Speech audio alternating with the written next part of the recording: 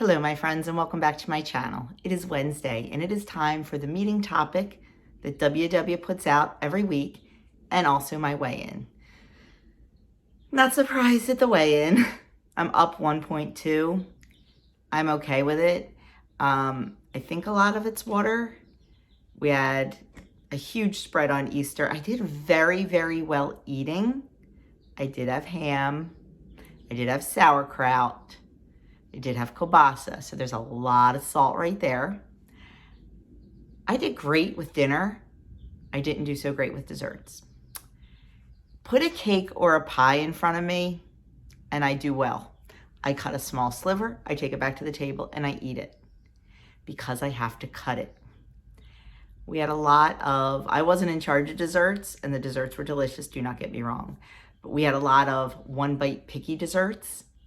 That's where I do poorly, because every time I go by, I pick one, and I tell myself while I'm doing it to knock it off. Those little one-bite cream puffs get me every single time. Oh my goodness, I love those things. So I didn't do great with that. I think a lot of this, though, like I said, and then I had ham and kielbasa again on Monday, the night before weigh-in. I know better. But you know what? It's a snapshot in time. And I also knew that I was eating it, and I knew that it was probably going to be a water gain, and I'll have it off next week. That's my plan anyway. We'll see what happens. You know, it is what it is. So that's, yeah, up 1.2. I'm going to hit the water hard and see what happens. So I'm okay with it. I'm fine with it. It could have been a lot worse. So let's get on to this topic, because I think we all need it, and I need it too. How to eat more mindfully. Yeah. Because sometimes we don't eat mindfully. Sometimes we just eat. We eat without thinking. We eat because it's there. Let's see what WW has to say. And then, of course, you know, I'll put my 2 cents in. Ever eaten something because it was, well, there? Didn't I just say that? Same. And that's totally normal. Next time, pause and ask yourself the 5 S's before deciding what to do. Try this. Do you want this food only because you can see it or smell it? Do you only want this food because of the situation you are in? Do you only want this food because of how it sounds? Do you only want this food because you think it's special? Let's dive a little deeper. If you answered yes to any of these questions, take a beat to think a little more about why and what you're going to do next. The food is right there. It is not a lack of willpower, it's science. Seeing or smelling a certain food can make you want it more. 100%. Next, if you can walk away, it might seem obvious, but putting actual physical space between you and the food can lessen the craving. 100%. Out of sight, out of mind. I have candy dishes around my house, and usually they don't bother me at all. I can walk right past them. On days that they are going to bother me, I can kind of tell in the morning if it's going to bother me. I put them in the cabinet. I get so busy during my day, I kind of forget about them. Now you're going to say, why do you have candy dishes around? Because I do. Because I have to fit into the world doesn't have to fit into me. And we use some M&Ms for potty training around here. You know, we have people in a lot, and it's nice to have a bowl of candy if somebody wants a piece. When we play pinochle on Saturday nights, my sister-in-law likes candy, so I make sure I try to have some out for her. I need to fit into the world. The world does not need to fit into me. Now you could say, well, it's your world, it's your house. Yes, that's true. But I like to be hospitable. It's just what I like to do. And you know what? I need to learn to control myself, and it's good practice. Now, You don't have to agree with that, and you can have none of it in your house, especially if you cannot control yourself. By all means, get it out of the house and don't bring it in. Do what works for you, and things work differently for everyone else. But back to the subject at hand. If I know it's going to be a tough day, I'll just put them in the cabinet, and I truly forget about them. I'll forget about them for days. So out of sight, out of mind. Now, there are certain things I cannot bring into this house, and one of them is ice cream. I can't have it in the house, because if I have it in the house, there is zero control with ice cream and myself. Certain ice creams. Like, you could put like a pint of, I don't know, like Halo Top or Nix. You could fill my freezer with it, and I'm not touching it because I don't like it. You put some homemade ice cream or some Turkey Hill Naturals mint chocolate chip in there, yeah, game over. But I know that, and I don't do it. Could I put it down in the downstairs freezer? Yep. But you know what? I'd go down the steps, because ice cream has that hold on me, and I have not yet learned to control that. That is why my once a month ice cream treat, we go out for it. I eat it out, I come home, and it's not in my face. I'm not refilling that bowl. So you have to learn your strengths, your weaknesses, your trigger foods, your non-trigger foods, and you need to learn what sight and what smell will do that to you. Number 2 was the food is part of the experience. Popcorn at the movie theater or dessert after a fancy meal. When we're used to things going together, the pull can be automatic. It can. You know, they say, would I encourage myself to eat this if I was home on the couch? You have to decide what is important and what you can fit in. For some people, they have to have popcorn at the movies. It is, you know, they might only go to the movies once a year or twice a year, and it is their special treat. And there is nothing wrong with that. You just have to learn to fit it in. You can't just say, well, I'm going to eat it and not track it. You need to plan your day around it. You need to know that a small popcorn at the movie theater is 15 points. Plan your day around it. You can do it. We can all do it. And I have talked ad nauseum about celebration meals versus replacement meals when you go out for dinner.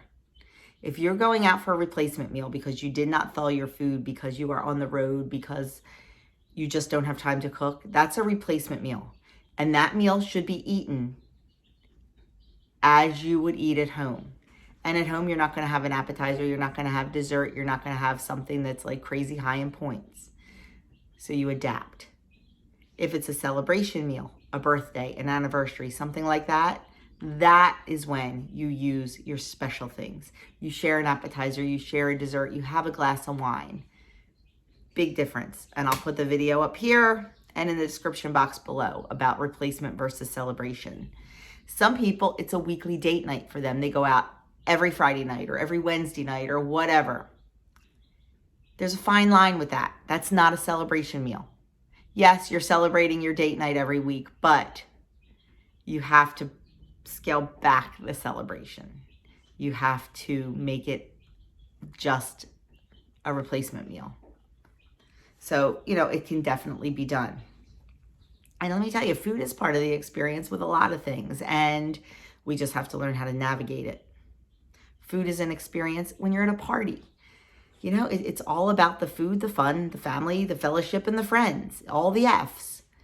You need to take the food out of that equation and focus more on the family, friends, and fellowship and fun than you do the food. Not always easy, but can be done. The food is special.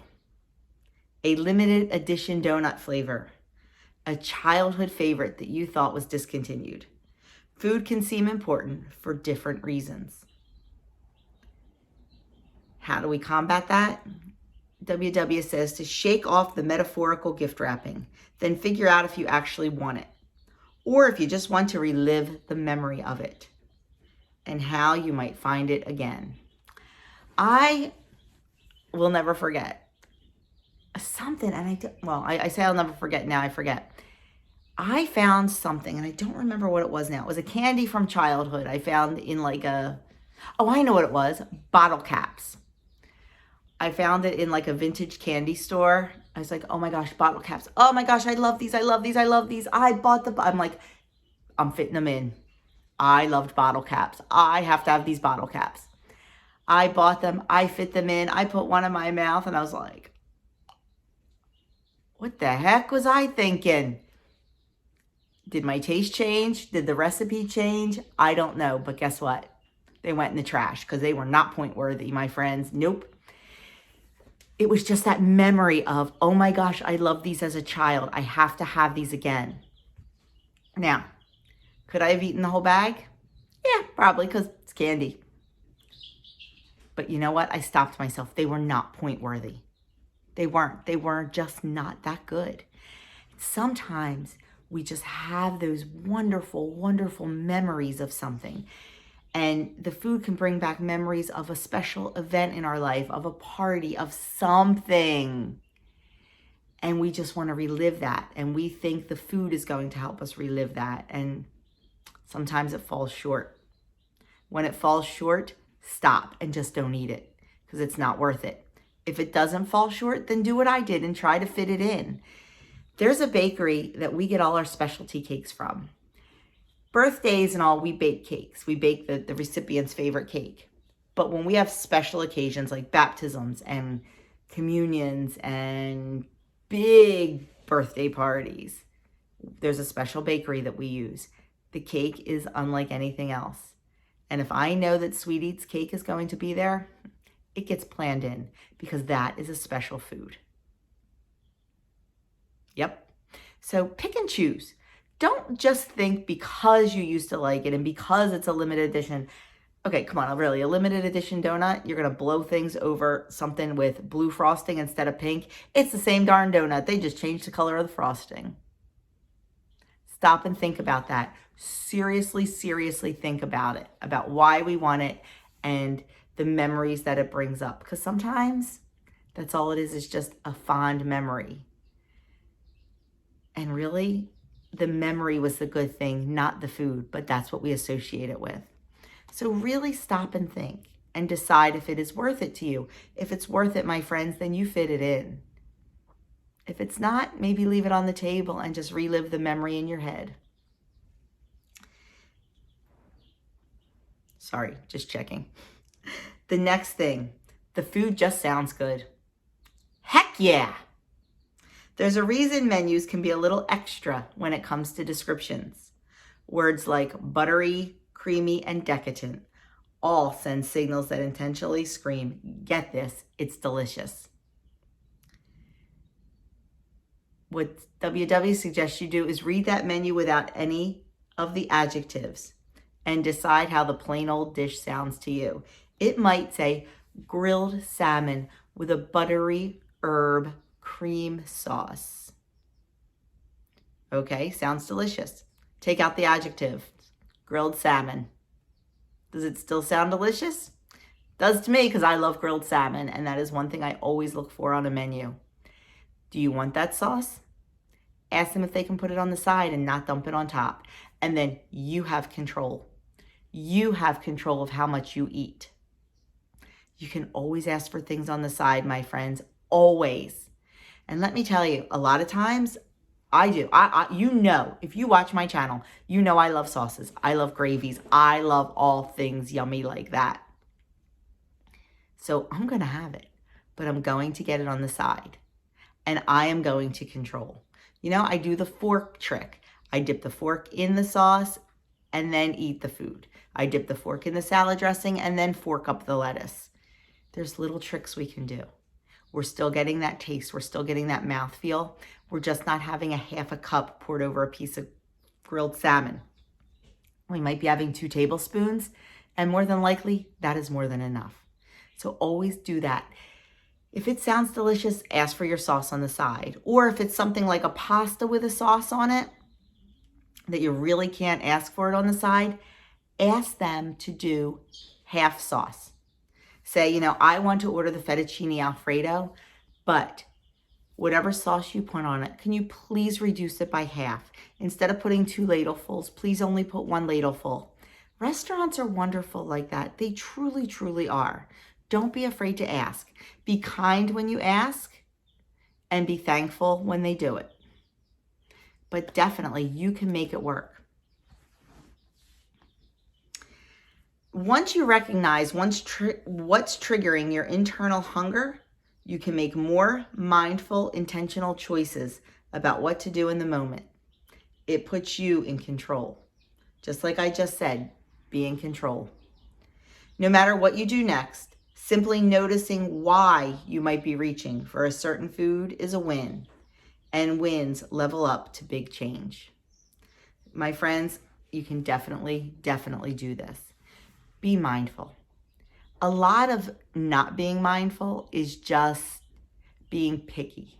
It's the bites, licks, and the tastes that happen all day. And I work hard to control those, especially with the babies here. You know, when I'm fixing the baby's lunch or, you know, giving them pretzels for a snack or popcorn for a snack, it is so easy for me to grab a handful of popcorn or pretzels or whatever and pop it in my mouth without even thinking.